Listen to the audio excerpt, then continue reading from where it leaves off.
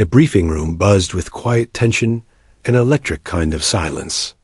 A dozen national flags hung behind the long panel table, where generals, advisors, and intelligence directors took their seats.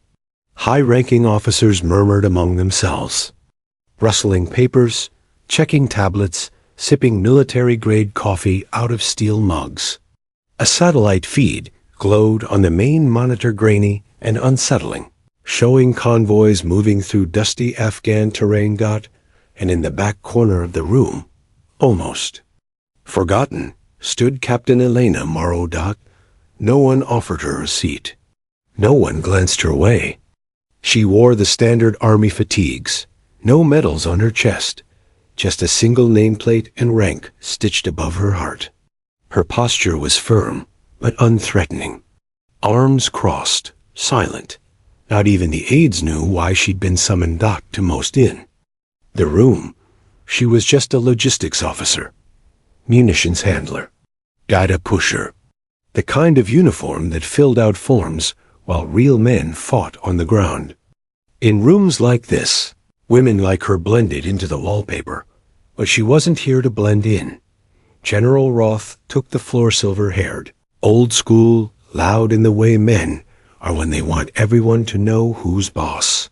He paced slowly as he gestured toward the satellite footage, raising his voice with every sentence. We're losing ground on Route 9. Intercepts suggest a coordinated movement. We believe the local militia has embedded alongside 2 Russian contractors and possibly Iranian drones. This is escalating, and we need decisive action. He turned toward the crowd. Intel's recommending a full blackout strike, silence the corridor, and reclaim air superiority. Several officers nodded. Others muttered. Elena said nothing. Then Roth added, "Any objections?" Silence. Then she raised her hand. The room turned. The sudden movement from the back, unexpected, casual, confident, made every head pivot. General. Roth squinted. Captain Morrow, sir," she replied. Her voice was firm but level. "I believe you're targeting the wrong route." Roth's eyes narrowed. "Excuse me?" "They're not pushing through Route 9 anymore," Elena continued, stepping forward with surprising calm. "They're building underground channels east of the gorge. That satellite footage is a decoy." The room shifted. Some chuckled. Others watched her. One officer from Naval Intelligence leaned in. Roth folded his arms. "And where exactly did you gather this intelligence, Captain?" She answered without hesitation. "Deep intercept chatter. Shadownet code pings near Hostum. Buried packet. Signals, not drone tagged." Now the room went dead quiet, because only one kind of operator used that kind of language. "Shadownet," Roth repeated, skeptical. "That's Tier 1 language. You don't have that clearance." "I didn't ask for clearance," she said flatly. "I checked the relay from the ground. I've been tracking this pattern for 6 weeks." He stepped forward. "Are you implying CENTCOM missed this?" "I'm implying you're being misled, sir. Someone wants you to strike a dead route." Gasps, murmurs. She didn't raise her voice. She didn't blink. Someone near the front, a SEAL officer with a dark beard and a non-regulation wristband, studied her carefully. His eyes flicked down to her side. A long second passed. Then he moved his hand near his chest, almost subtly, almost like scratching an itch, fingers extended flat, then tucked into a quick curl. A signal. A silent one. Elena didn't respond, not with words. But her eyes shifted, briefly, just a flicker. And then, as if brushing hair from her neck, she returned it. Fast, clean, deliberate. Only he noticed. Only the SEAL understood what had just happened. Roth missed it entirely. "She's bluffing," one of the generals muttered. "Probably read it online." But the SEAL leaned forward now, fully engaged. There was something in her stance. Something they taught at Coronado, but couldn't fake in a classroom. "Who trained you, Captain?" he finally asked. Elena met his. Eyes. No one you've ever debriefed, sir. Roth grew irritated. This is ridiculous. We're not derailing this operation over a theory from a munitions officer. A SEAL didn't look away. She's not munitions. She is until I see otherwise. Elena stepped back now, blending again into the wall. Her eyes scanned the satellite map, not the men in the room. The general continued the briefing, pushing forward. The PowerPoint clicked again, shifting slides, displaying engagement zones. The conversation moved on, but the room hadn't forgotten. Her, and one person just knew what he'd seen. When the briefing ended, the SEAL quietly approached General Roth. I want her transferred to my unit. Roth raised an eyebrow. Absolutely not. She's Army. You're SEALs. She's not just Army. You think she's one of yours? I think she was one of someone's, the SEAL replied quietly. And I think if she returned that signal, she wasn't trained by anyone. On record, Roth scoffed. Then why the hell is she standing in the back of my war room? The SEAL leaned closer. Maybe to watch you screw this up. Roth froze. No one knew it yet, but something had just shifted, because Elena Morrow wasn't. Just standing in that room. She was studying it. Waiting for a moment that hadn't yet arrived. 12 hours later, the war room was louder, more crowded, and 10 degrees hotter. The latest intel drop had shaken everything. Drones captured a dust trail that suddenly vanished east of the gorge, exactly where Elena Morrow had said the enemy was tunneling. No one mentioned her name, but the air had changed. Commanders barked updates. Analysts argued over heat signatures and movement delays. The satellite feed looped endlessly, pausing on a curious segment of static in the eastern hills. Roth sat silent, jaw tight, knowing something didn't add up. He hadn't changed the up order, but now he was wondering if he should. Then it happened. Elena stepped through the side door. No one summoned her. No one knew how she'd gained access again, but she walked in calmly, wearing the same uniform, same expression, and carrying a single manila folder. Her boots echoed on the concrete floor as she stepped beside the map screen. This isn't just about the tunnels, she said without waiting for permission. It's a three-pronged misdirection. The drones, the footage, even the convoy movements. There. Staged. Someone's running a psychological operation script against our own analysts, and it's working. The room froze. She tapped the screen, zooming into an infrared blotch outside the borderline. That isn't a vehicle. It's a Kunz balloon. It's feeding live footage to us pre-recorded from 2 weeks ago. Roth stood. Captain, you were not invited to this briefing. Elena didn't even glance at him. Because you weren't supposed to know what I'm about to tell you. A long pause. The SEAL from earlier, Commander Briggs, leaned forward, watching her every move. She continued. The enemy is beneath us, not around us. They've built catacombs under the fuel depots. That's why our sensors read nothing. They've muted their heat trails by storing ice packs under the vents. A soft scoff came from a Marine colonel. Ice packs? They're using chemical coolants stolen from one of our own black sites. The kind you only use to reduce drone traceability in cold zones. She opened the folder. Inside were blurry stills, interior shots of a tunnel. One showed stacked crates marked with NATO barcodes, but the writing was Cyrillic. Another showed a soldier's boot, American issue, next to foreign ammo casings. How the hell did you get these? Roth snapped. She met his eyes finally. I was there 2 weeks ago. Silence. You're not on any deployment manifest, he said slowly. I checked. Because there isn't one, she replied. Now Briggs stood up. You're Tier 1. Elena gave the faintest nod. I was, until they burned the unit. Roth snapped. What unit? Briggs answered for her, voice low. Nightshade. That word cracked the room like a THUNDERCLA, but the Navy intel officer dropped his pen. Someone near the map cursed under their breath. Even Roth seemed rattled. That's myth, another general muttered. Nightshade doesn't exist. They did, Briggs said. They were the ghosts who operated between official missions off-grid. Off-record, answerable only to a single command cell that doesn't file reports. Roth looked back at Elena. Why are you here now? Because you're about to walk your entire operation into a controlled detonation zone, she replied, turning toward the main map again. Your mission is compromised. You've already been mapped. Your UAVs are being fed loops. Your transport logs are being watched. And your window for stopping this from going global is measured in hours, not days. No one interrupted.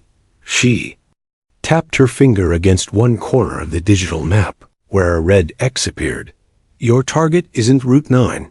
It's the power node buried here. You destroy that, the entire tunnel system collapses. You don't... What? Roth interrupted. They breach our forward base, steal the armory, and paint a black flag over it on satellite footage by morning. It was then that commander. Briggs stepped fully forward and spoke clearly. General Roth, respectfully. I move we give operational override to Captain Morrow immediately. Stunned murmurs rippled through the room. Roth nearly shouted. She has no command authority. Briggs. Cut him off. Neither did I, the day she pulled 4 of my men out of an ambush in Helmand. She was embedded as a medical contractor. Never fired a shot. Never spoke more than a sentence. But when the bullets started flying, she moved like a damn ghost. I didn't see her again for 6 years until today. Eyes turned back to Elena. Do you want to stop this? She asked, voice low and even. Or be remembered as the general who ignored a buried war.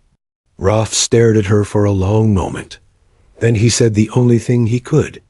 What do you need? Elena didn't smile, didn't gloat. She reached into her jacket and pulled out a small black flash drive. Full map overlay, power node schematics, and 2 infiltration routes. I need a SEAL team, a drone blackout in this quadrant. She tapped the map, and authorization to breach JSOC command override. Roth hesitated. That clearance doesn't exist anymore. It does, she said quietly. You just don't have it. Briggs took the drive. I do. Outside, the wind howled against the command tent as the war room prepared to reroute history.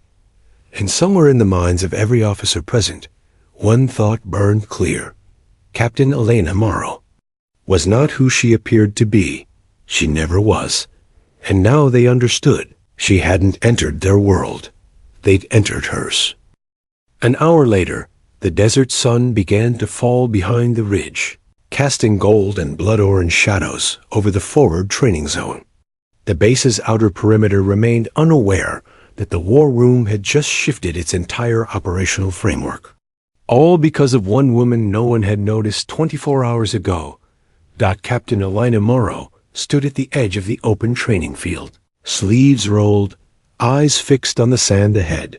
Briggs approached with his team, 7 of the best operators in the Joint Task Force, men who'd cleared compounds blindfolded, men who only took orders from one another. But now they followed her. You sure about this? Briggs asked, handing her a combat vest. This team just cycled back from Ramadi. They don't like surprises. I'm not here to surprise them. Elena replied. I'm here to see what they can still unlearn. He half smiled. You sound like command. I used to be. The other SEALs gathered. They were watching her, some skeptical, some amused. She wasn't tall, wasn't loud. She didn't strut like the officers, who thought respect came from barking orders. She moved like still water. Controlled, calm, too calm. Briggs called out. We're running a live simulation. Rules of engagement. Silent signals only. No radios. Your objective, Reach the mock compound. Extract the hostage without triggering alarms. 1 hour window. Someone laughed. You didn't say we were. Babysitting army. Briggs said nothing. Just looked at Elena. She stepped into the center of the team and adjusted the strap on her vest. We start in 5, she said. Keep your eyes open. Not everything on this course is fake. The men spread out, still unconvinced. She didn't blame them. They had no idea what she was about to show them. 5 minutes in, they were moving across the first ridge, dusk rising fast, shadows growing long. Then the first simulated IED triggered, flinging dust and a sharp pop into the air dot. 2 of the SEALs dropped low. But Elena had already moved. Before Briggs could signal, she threw up a sharp, flat palm motion. Hold, then 2 fingers, slicing. Outward dot flank left. A SEAL beside her hesitated for a split second. Then a bayed dot her hand moved again. Smooth, silent. She directed one through the underbrush, guided another to cover an angle it wasn't marked on the map. Each motion was precise, efficient, and unmistakable. Briggs squinted from the ridge. Knew those signals. But more than that, he recognized how she moved. Not like someone who studied tactics. Like someone who survived them. Like someone who learned to breathe through bullets by the 10-minute mark. They had neutralized 2 mock guards, bypassed a hidden motion sensor, and approached the compound's rear dot, and then Elena dropped flat, without a word. The others froze. Confused, she pointed, then motioned 2 fingers down. Motion triggered. Mine. The trap hadn't been part of the training route, but it was real. Briggs' stomach dropped. What the hell? Elena reached into her vest, pulled a coil of wire, slithered through the dirt like a ghost, and disabled the trigger before anyone could blink.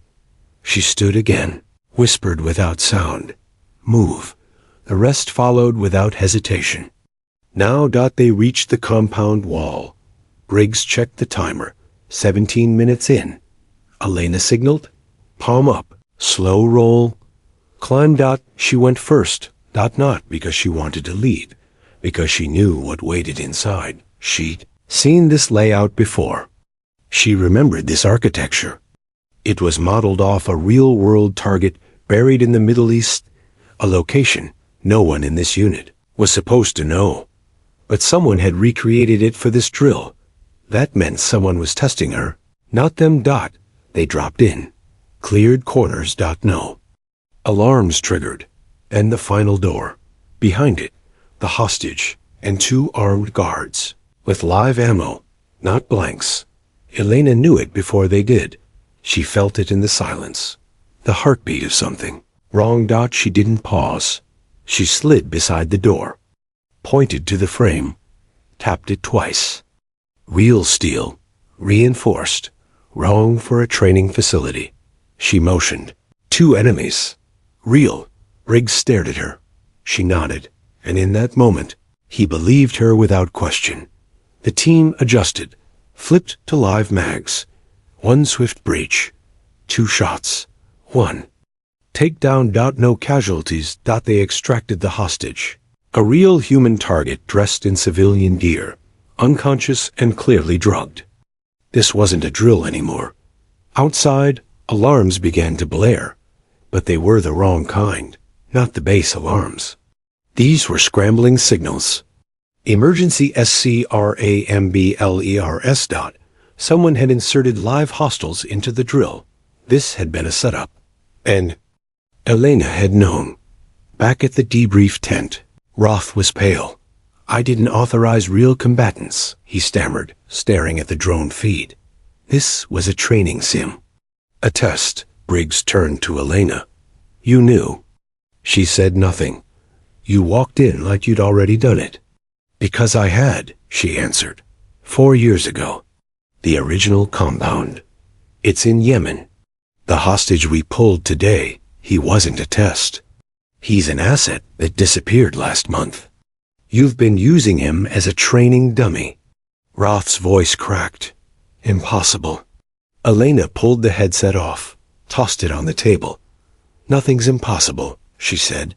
"You're just not cleared to know it yet." Later that night, Briggs sat alone outside his tent, watching the desert stars. Elena approached silently and sat beside him. "Why did they burn your unit?" he asked. She took a long breath. "We got too close. We found something we weren't supposed to." "What was it?" She looked up, then simply said, "Truth." He didn't press further, but in his chest, something turned cold, because truth was always the most dangerous target of all. The next morning, the air on base was different. Not in temperature, but in tension. Security checkpoints doubled. Communications traffic encrypted. Names were being scrubbed, personnel lists reorganized. No one was talking openly, but everyone felt it. Something had gotten too real, too fast. Word of the training op gone live had spread faster than orders could contain it. Captain Elena Morrow sat alone in a steel chair outside the tactical tent, reading a printed document labeled only Hostile Asset Interference Report Unverified. Every word on the page told her what she already suspected. Someone had sent in live hostiles during the drill. Someone with access. And it wasn't just a test. It was a warning. "Captain Morrow." A low voice came from behind her.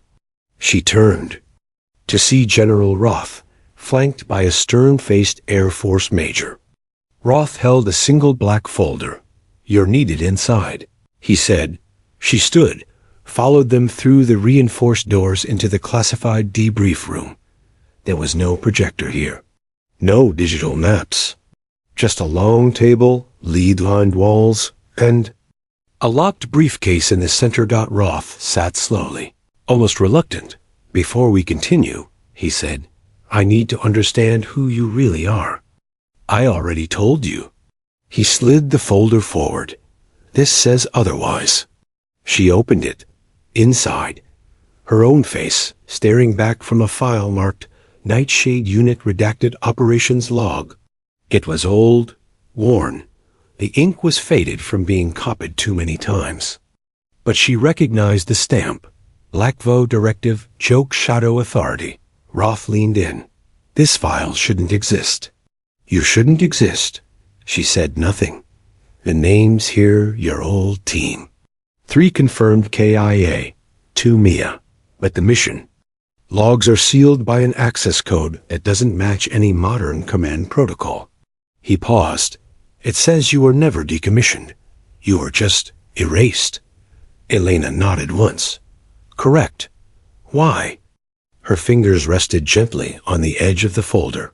"Because we crossed a threshold. We weren't supposed to ask why the mission shifted. We were just supposed to follow orders. But we saw something. Something we weren't meant to find." "What?" "Did you see? An operation that didn't match the enemy." Roth frowned. "Meaning?" "The people we were sent to kill weren't insurgents. They were us. Contractors, embedded cells, funded by our own side, cleansing loose ends." Roth's voice dropped to a whisper. "Deep state? No," she said. "Worse, unaffiliated. Funding came from a black budget. Routed through 9 nations, all friendly, but no flag." He leaned back in his chair, rubbing his temples. "Why come back now?" She looked him in the eye. "Because the same patterns are happening again. Shatternet traffic matches the old. PINGS, surveillance obfuscation, payload reroutes. And the fake training op?" She tossed the report onto the table. "That was a probe. They wanted to see how much I still remember." The Air Force major, silent till now, finally spoke. "So what do you remember?" Elena stood slowly, walked toward the screen on this far wall. "I remember coordinates that were scrubbed. I remember a cold cave in Turkmenistan where 6 men disappeared and no one claimed them. I remember intercepting a call between a NATO official and someone using a dead general's voice print." She turned. "And I remember my entire team being ghosted out of history while the men who set us up got promotions. Roth looked at the folder again. You were the last. Yes. The room was still. Then the Air Force major said, "There's a name buried in this report. One you didn't mention." Elena's jaw tightened. Arden. Roth sat forward again. Who's Arden? Elena didn't answer. Roth pushed. He's referenced 5 times. Always in connection to you. Operation Polaris. Operation Hollow Gate. All scrubbed. Who is he? She looked down for the first time. Her voice softened. He was my handler and my target. Roth blinked. He betrayed the unit, she continued. Fed us into an ambush, then vanished. No trail, no signal. Just one coded message sent 6 weeks later. The major asked, "What did it say?" Elena's voice was stone now. "Finish what we started." Roth stood, crossed the room, opened the briefcase. Inside, a satellite photo. Blurry, but recent. It showed a man walking into a facility disguised as a mineral research center in Pakistan. The face was grainy, but Elena recognized him. Instantly. Arden. Still alive, still in the shadows. Roth said, "You think he's behind this?" Elena nodded slowly. "I don't think. I know. That facility, if he's operating from there, then this base, this mission, even your command authority is already compromised." The room fell into a deep silence again. Then Roth did something she hadn't expected. He stepped back, turned to the major, and said quietly, "Clear the room." The major left. He faced Elena. His voice was lower now, almost a whisper. "I'm not supposed to authorize anything you're about to ask for.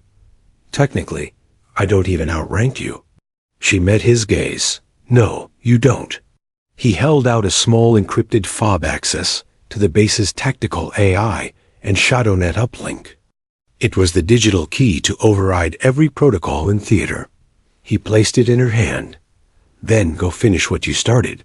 Outside, the wind picked up. Storm clouds gathered over the horizon. Somewhere in the desert, preparations were being made, but they weren't drills anymore. Elena Morrow had been reactivated, and someone, Arden, was about to find out that the ghost he buried was still walking. The rotor blades thudded against the wind like a warning. Night had swallowed the desert. Whole as the Black Hawk lifted silently from the FOB tarmac. No lights, no insignia, no flight log. Just a hum in the darkness and a ghost in its belly. Captain. Elena Morrow sat strapped in near the rear hatch, legs planted, eyes forward, saying nothing. She hadn't spoken since they boarded. Across from her, Commander Briggs studied her profile under the red interior lights. She was calm, almost too calm, as if her body had remembered this exact kind of silence 1,000 times before. He broke it. "You know it's not too late to walk away."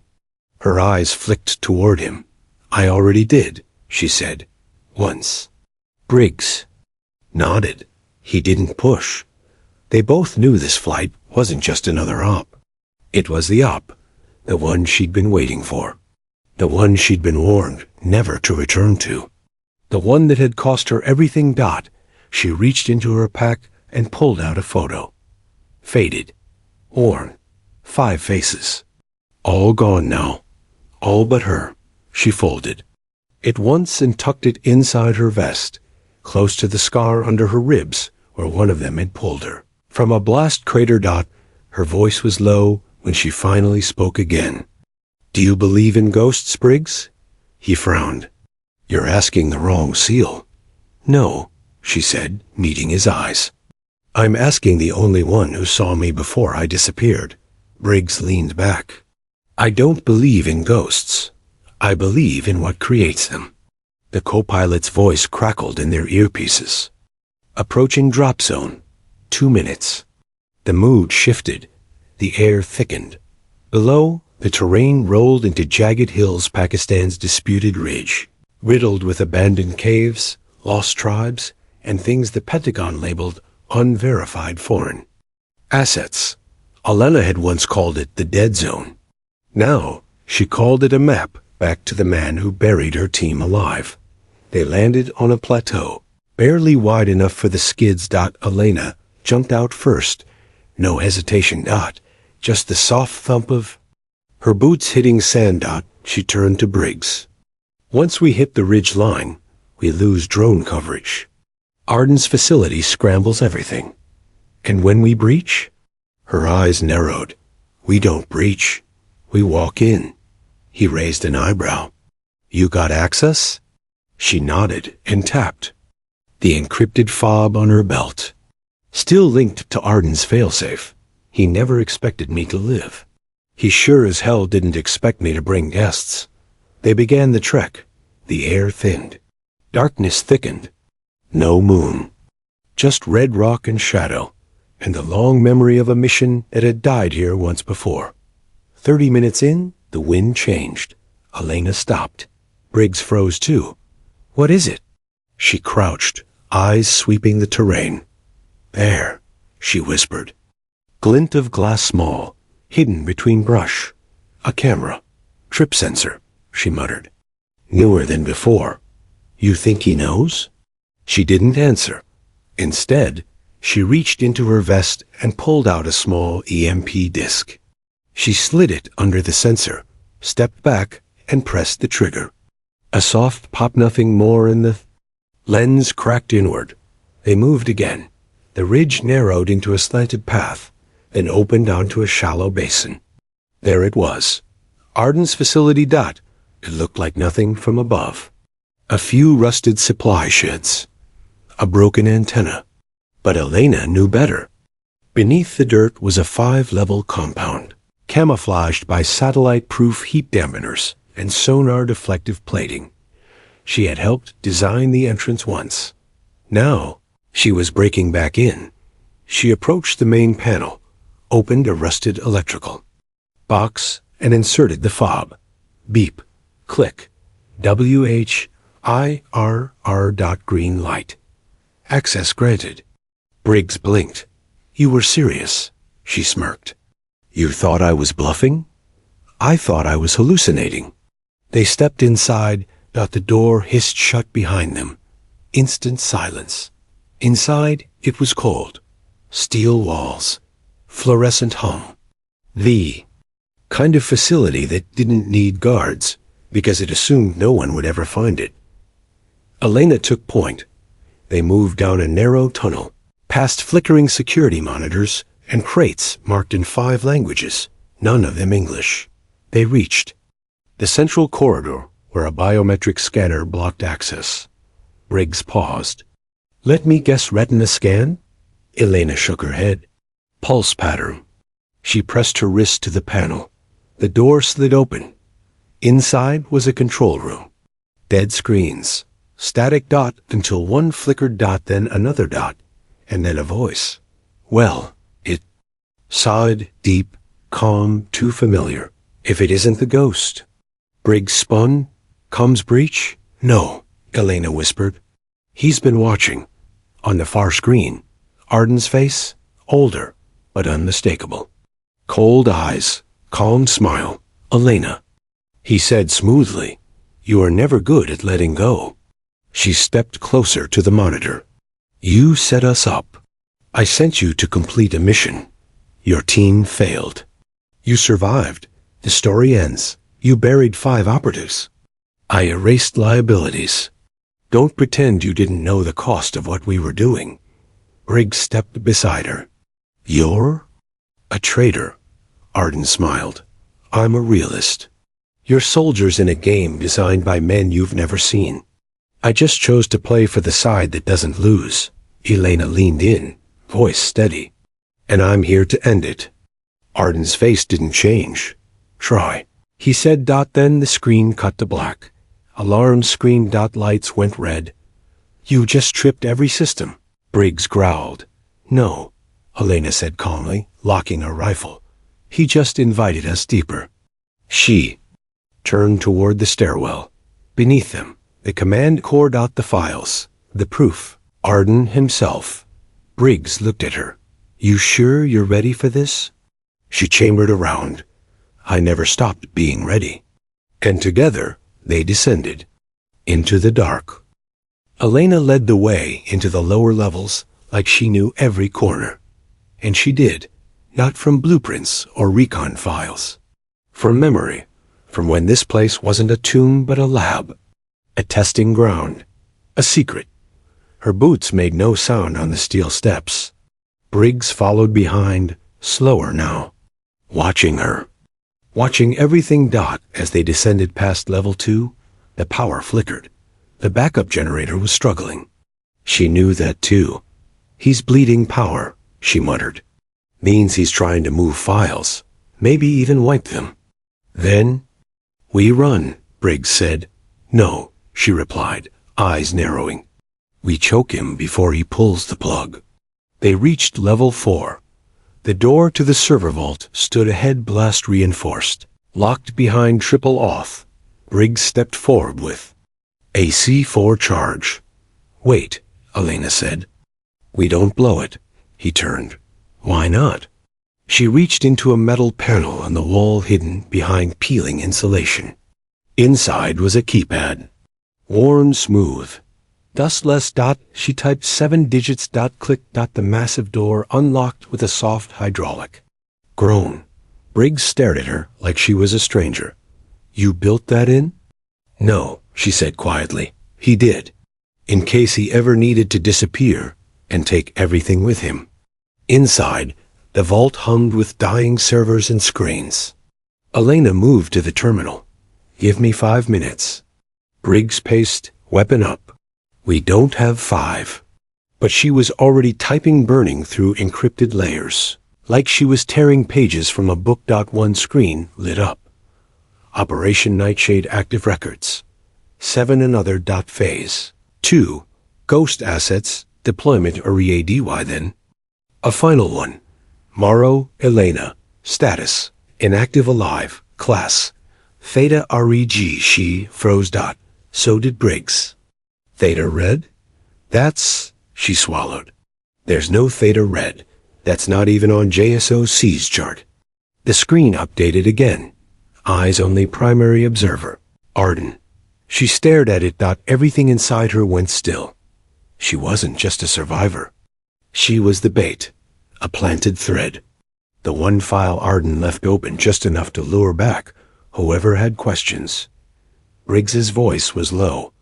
You weren't meant to return. You were meant to be watched. And I brought him right to the threshold. Suddenly, the vault sealed behind them. Slam a steel wall, locking into place. Gas hissed from vents overhead. Briggs raised his rifle. Trap. No, Elena said, looking at the vents. Protocol Z9. Non-lethal. Memory fogger. He's not killing us, he's cleaning the tape. She dropped to one knee, pulled a thermal charge from her vest, and planted it on the wall. Cover your mouth. Close your eyes. The charge lit. Pop boom. The wall cracked. The two dove through. They hit the floor hard as the cloud rushed out behind them, coughing, dizzy, but conscious. Briggs hauled her to her feet. We find him, now. They sprinted down the corridor. Level 5. The place was almost too quiet now. Not abandoned waiting. They turned the corner, and there he was. Arden. Standing at the far end of the hallway like he hadn't aged a day. Clad in a dark coat, sleeves rolled, no weapon in sight. Just watching. Hello, Elena, he said, voice smooth. Calm. Briggs raised his rifle. Don't, Arden warned, holding up one hand. You won't leave if you do. Elena stepped forward. I should have let you bleed out on that airstrip. You did, Arden said. But ghosts don't bleed, remember? She walked closer, fury in her steps. You killed 5 people I trusted more than family. He nodded slowly. Because they were about to expose what we built. And what we built could never be public. Briggs shouted. You're insane. No, Arden replied. I'm free. From oversight. From politics. From weakness. He stepped to a console behind him and brought up a screen.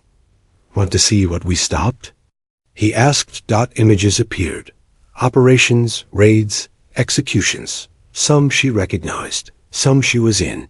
Every go stop the Pentagon disowned, he said. But the only reason this country sleeps at night is because of these files. You want to burn them? He tapped the screen. Then burn the peace you think you're preserving. Elena looked at the screen and then at him. Peace built on betrayal isn't peace, she said. It's just silence. He turned. You don't have the stomach for this anymore. You're right, she said. And pulled the pin from the EMGA grenade on her belt. He froze. You wouldn't. She threw it at the console. Blast. The room dimmed instantly. Screens died. Security. Lights flickered and went black. Then silence. Real silence. Briggs swept his rifle toward Arden. Move and I drop you. Arden smirked. Then who explains the truth to your chain of command? Who survives to tell the story? Elena walked up and pressed her sidearm to his chest. Me. She pulled the trigger once, not lethal, just enough to knock him down cold. He hit the floor hard. 30 minutes later, the evac chopper's blades sliced through the dawn. The command compound was already burning behind them. Elena and Briggs had planted the charges themselves. The files were gone. The room without a name erased. And Arden? Still breathing, but chained in a black bag. His GPS tagged for pickup by people above, even the General. As they lifted off, Briggs turned to her. You think anyone's going to believe us? Elena looked out the window. No, she said, but they won't forget us either. Then she opened her vest pocket and took out the photo again. The one with her team? She let it go, watched it drift into the wind below. And closed her eyes. Elena sat alone in a room that didn't exist on any map. It wasn't dark. It wasn't cold. In fact, it was disturbingly sterile. White walls, steel table, no windows. One chair. One light. No cameras. No recording equipment. Because some conversations were never meant to be remembered, just obeyed. She hadn't been charged, not officially. But the silence from above said everything. We don't know what to do with you. It had been 72 hours since the compound fire, since Arden was handed off to an agency. So secret, even the SEALs avoided naming it. Since everything she once trusted had been quietly buried. The door opened. A man in a tailored gray suit stepped inside. Civilian cut. No badge. No name. He sat across from her and placed a small black folder on the table. Elena Morrow, he began, voice even, practiced. Technically, you were killed in action 6 years ago.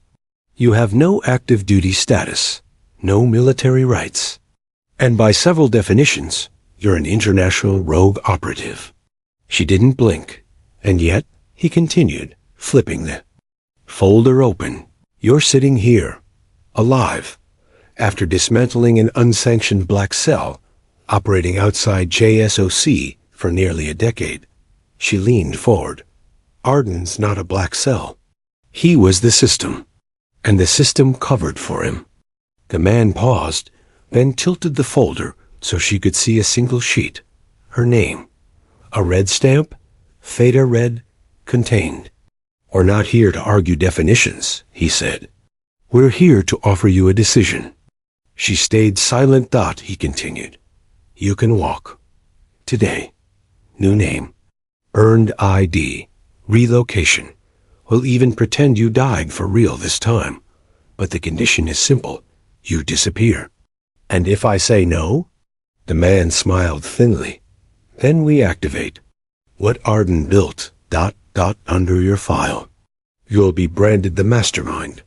The hero turned ghost, turned threat.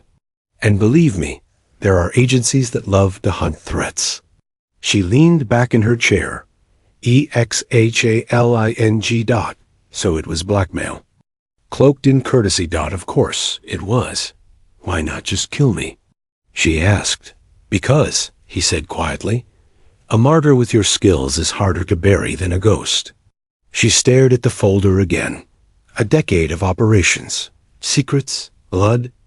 Above it all, her name scrubbed, rewritten, weaponized. So this is how it ends? She asked. After everything? No, he replied. This is how it begins. He stood, leaving the folder behind Dot. As he reached the door, he stopped. One more thing, he said without turning. You had someone with you, Briggs. He's not listed on any reports. Her muscles tensed. We can't find him, the man said. You wouldn't know anything about that, would you? She didn't answer. He left. 2 days later, Elena stood in the Nevada desert. No uniform. No rank. Just dust and wind and silence. The place was empty, an abandoned SEAL training site, long since decommissioned. But she remembered every inch of it. This was where she learned to shoot, to disappear, to exist without leaving a footprint. And someone was waiting. Briggs. Alive. Free. Off the grid. He smiled when he saw her. Thought you'd take the deal. I didn't. He nodded, unsurprised. Then why are you here? She handed him a flash drive. Everything that wasn't erased. Arden's side projects. The off-books kills. The names. He held it like it burned. Careful, she warned. Some of them were stars now. Briggs pocketed it. What are we doing? She scanned the horizon, fixing the cracks, quietly, one ghost at a time. You think we'll survive? No, she said. But we'll be remembered by the people who needed us. That night, in a cabin miles from civilization, Elena stared at an old laptop glowing with static. Her file was open. Theta read, Observer. Terminated. She typed a single sentence into the secure channel only Arden once used. He's gone, but the system's still breathing. Time to pull the rest. The reply came 2 minutes later. No name, no signature. Just 4 words. Welcome home, Nightshade Lead. Her hands trembled. It was still alive. The unit was still alive. Nightshade. The unit Arden never fully controlled. The one she created. 3 days later, a senator's convoy was rerouted due to a mechanical failure. His briefcase disappeared for 8 minutes. When it returned, it was 1 file heavier. 3 weeks later, a NATO operative exposed a weapons laundering scheme tied to Arden's offshore accounts. 2 months later, a former general fell from his penthouse balcony. All unrelated. All untraceable. All marked quietly with a single black playing card. The Nightshade calling card. In a windowless office at the Pentagon. The same man in the gray suit opened a classified envelope. Inside, a playing card. Black Queen. No note. He sighed, looked up at the portrait of past presidents, and whispered, We should have killed her. But it was too late now. She was already rewriting the game. Not with armies, but with ghosts. Elena Morrow stood in the hangar of an old airstrip in northern Iceland. No insignia, no paperwork, no map even dared mark it. The winds howled like a living thing, slamming against the steel walls. But inside, it was silent, still, as if the world was holding its breath for her. Before her stood 7 people, men and women, all ghosts like her. Faces she'd once trusted. Faces she'd buried. Faces she thought she'd never see again. Briggs, Mia, Cam, even Saint. They had come from different wars, different programs, different scars. But they all had one thing in common. They had all once worn the Nightshade mark. No official patch. No public record. Just a gesture. A single silent hand signal. The one only SEALs or something deeper ever used. Elena took a breath. It's time, she said. Briggs stepped forward. Target? She held up a dossier. Photos. Documents. digital forensics. All tied to one. Name. General Roth. Yes. That General Roth, the one who dismissed her in that war room, who accused her of bluffing, who laughed when she spoke the truth, the one who, as they'd now confirmed, had signed 6 covert funding channels for Ardents, black cell and laundered ops into NATO briefings. He was the last pillar standing. You sure about this? Cam asked. He's decorated, untouchable. If this goes public, it won't, Elena said. We're not going public. We're going surgical. Saint, ever quiet, ever watching, whispered, this one changes everything. Elena met. His eyes. Good. 3 days later, Roth sat comfortably in a private briefing suite in Brussels. He wasn't worried about the rumors. He'd crushed rumors his whole life. The military was built on image, power, chain of command. And he had enough stars on his shoulder to make people see what he wanted them to see. He never noticed the switch in his coffee handler, never noticed the camera. Above the screen was no longer streaming to DC, but rerouted to a closed-loop signal. Never. Noticed that his encrypted tablet had been replaced with an identical one containing evidence, voice logs, and coordinates tied to multiple war crimes. And he definitely didn't notice the room locking from the outside until the lights cut. The monitor flickered on, and her face appeared. Elena. Hair darker now. Eyes colder. He stood instinctively, fury rising. What is this? No lawyers this time, she said through the feed. No aides. No damage control. Just the truth. I don't answer to ghosts. She smiled. You will tonight. Behind her, others appeared. Griggs, Cam, Mia, Nightshade, each of them speaking one sentence. Each one describing a mission Roth had funded and buried. One spoke of a drone strike that killed 17 civilians called in by a falsified opcode. Roth signed. Another showed a child holding a burnt Nightshade tag from a site staged to look like Russian aggression. Another played audio Roth's voice ordering a cover-up. I made the hard calls, Roth hissed. You think war is clean? No, Elena said. But war without conscience is just business. He lunged for the screen, but it was only glass. She leaned forward, voice flat. You won't die tonight. You'll wake up in a medevac. Heart. Attack, they'll say. The Pentagon will quietly discharge you. Your stars will disappear. Your security clearance will vanish. You don't have the power. We have the files. And the people who trained you. Roth froze, because deep down, he knew she wasn't bluffing anymore. Elena leaned back. Goodbye, General. The screen cut. The room unlocked. 10 minutes later, Roth collapsed beside his coffee table. 3 days after that, a quiet obituary. General resigns due to health complications. No fanfare. No full honors. He was gone, but not dead. That was the point. Back at the airstrip, Elena stood alone under the stars. Briggs approached slowly. It's done. She nodded, silent. You know this doesn't make us clean. We were never clean, she said. But now the dirt belongs to the people who earned it. Briggs stared out over the frost-covered tarmac. Nightshade's back? She smiled faintly.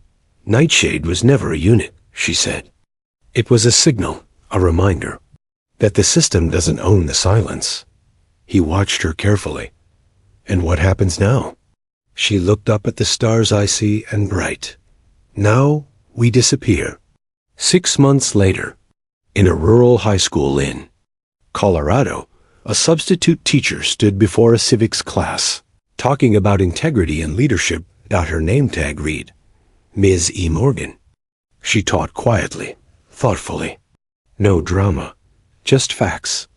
She lived in a cabin up a trail no one visited, drove a rusted pickup, had no digital footprint, but sometimes, just before dawn, she stood on the porch, holding a coffee mug, watching the tree line, and sometimes only once or twice another figure would appear in the distance. Nod once, then vanish. Old ghosts checking in. Nightshade wasn't dead. It was watching. Protecting. Not with medals, but with memory. Because some wars never make headlines, and some warriors never stop serving, no matter how many uniforms they burn.